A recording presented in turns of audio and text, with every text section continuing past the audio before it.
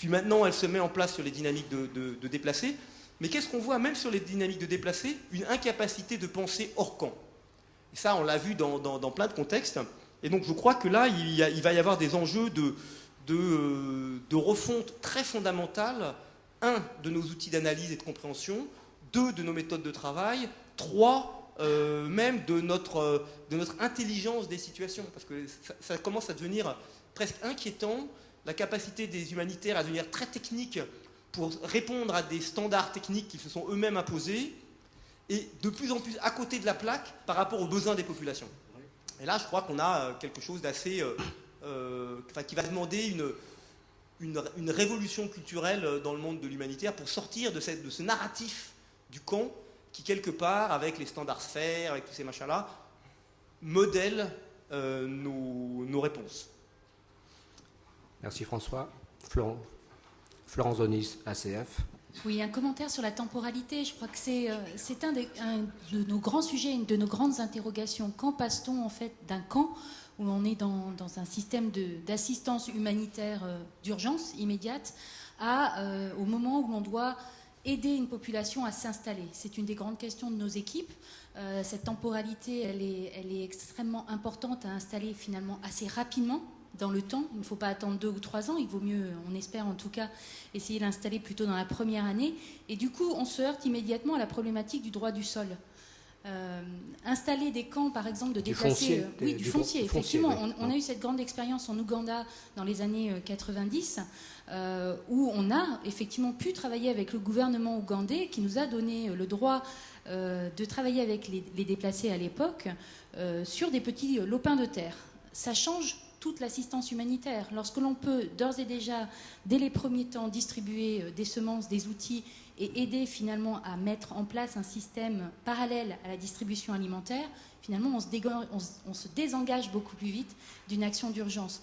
Et c'est là où la volonté du gouvernement de travailler sur cette problématique de déplacement de population aux côtés des organisations humanitaires peut nous permettre de changer notre mode d'intervention. On ne peut pas le faire seul. Merci. D'autres réactions? Philippe Richman. Je serais peut-être un tout petit peu plus nuancé. Moi, je crois qu'effectivement, on n'écoute pas assez ce que disent des chercheurs comme Michel. C'est-à-dire qu'effectivement, à Port-au-Prince, des urbains se déplacent en zone urbaine. Ils ne vont pas aller ailleurs qu'en zone urbaine. Et le deuxième point, c'est que, je serais un petit peu en retard, peut-être l'avez-vous cité, donc, et sinon, il y a quand même un phénomène... Il y a un mouvement de population ces dernières années qui est très intéressant de ce point de vue, parce qu'il n'a pas donné lieu à Caen, et sur lequel, effectivement, les organisations humanitaires ont commencé à s'interroger. C'est les réfugiés irakiens. Et au moment de la guerre, à la veille de la seconde guerre du Golfe, un intervention américain en Irak, le HCR, un certain nombre d'ONG, ont raisonné en termes de camps, ont bâti même des premiers camps dont on sait qu'ils se sont retrouvés vides puisque personne n'y est allé. Par contre, 2 ou 3 ans après, la guerre civile a provoqué un mouvement de population très important. Il y a à peu près probablement 2 millions de réfugiés irakiens, si ce n'est plus, entre la Syrie, la Jordanie et le Liban. Il se trouve que les gouvernements locaux n'ont pas voulu l'installation de camps. Et donc, par conséquent, les gens se sont installés, comme le disait Michel, ont trouvé d'autres solutions, et les organisations humanitaires se sont aussi, en partie du moins, adaptées, à la fois même par rapport au HCR, pour la délivrance finalement du statut, pour l'assistance. Je crois que c'est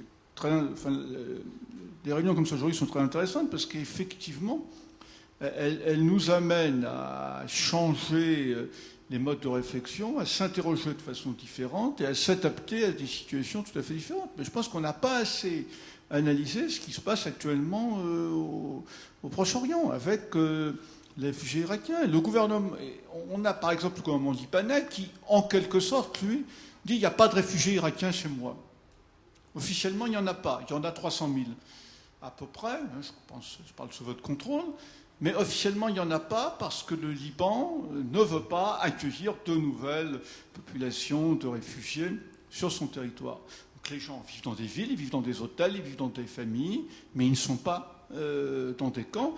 Et finalement, les organisations humanitaires, elles se sont adaptées. Ce qu'on peut peut-être leur reprocher, c'est de ne pas suffisamment anticiper, comme vous le disiez. Moi, je partage tout à fait votre avis. Plus de 50% de la population de la planète aujourd'hui est urbaine. Les guerres seront de plus en plus, et sont de plus en plus dans les villes. On l'a vu avec la guerre de Gaza. Par conséquent, d'une façon ou d'une autre, il va falloir anticiper. Très bien. Peut-être Oui, Philippe Chabas. Et puis après, une réaction de nos experts.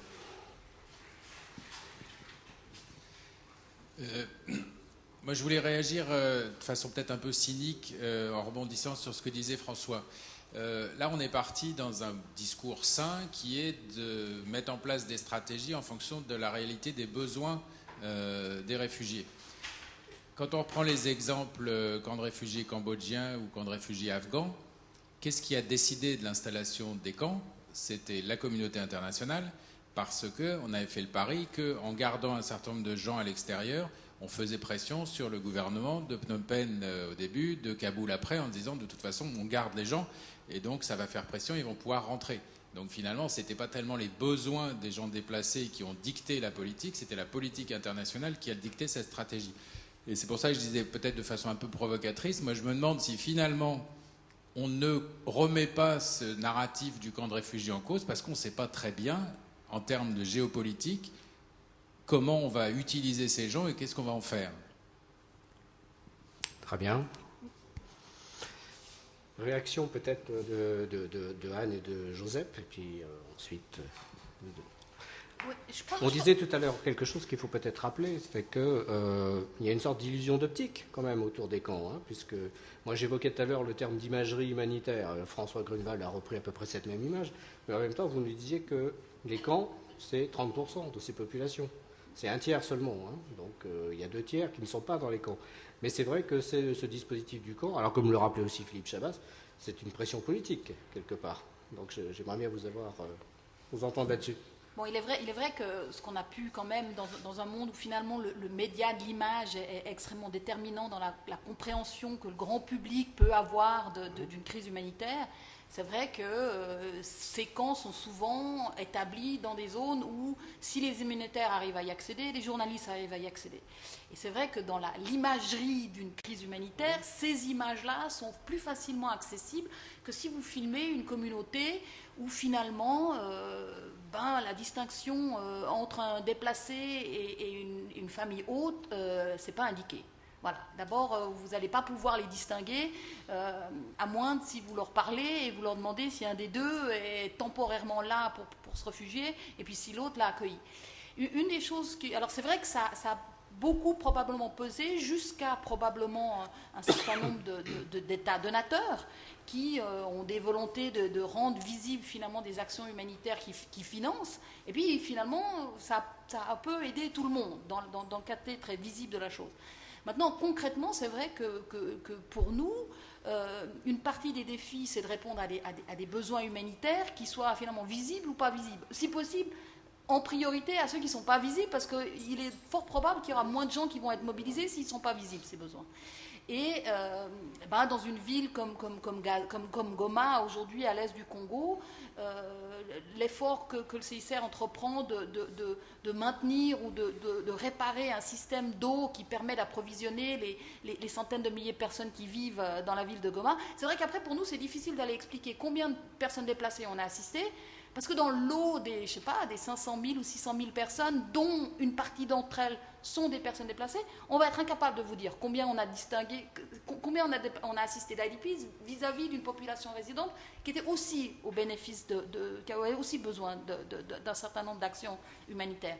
Et ça, c'est vrai que dans beaucoup de contextes, un des déficits qu'on a au CICR d'expliquer ce qu'on fait spécifiquement pour des populations déplacées, c'est qu'on ne fait pas forcément la distinction dans l'action. Donc évidemment, dans le rapport qu'on fait, on ne peut pas faire la distinction non plus. Alors on a des chiffres évidemment globaux qui sont beaucoup moindres, parce qu'on engage peut-être nos moyens de manière différente, mais on va effectivement s'orienter à faire en sorte que des infrastructures bénéficiant à une population, une communauté globale, ne fassent pas la distinction.